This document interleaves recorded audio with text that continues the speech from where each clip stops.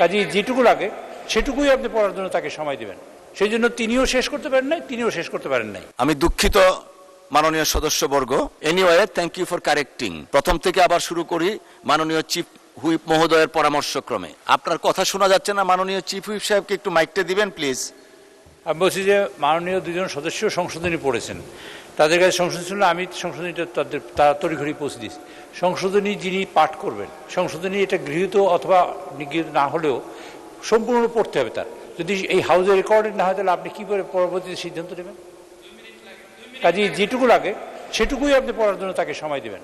সেই জন্য তিনিও শেষ করতে পারেন নাই, তিনিও শেষ করতে পারেন নাই। 1 মিনিট ভাই, এই কথা বলেন কেন?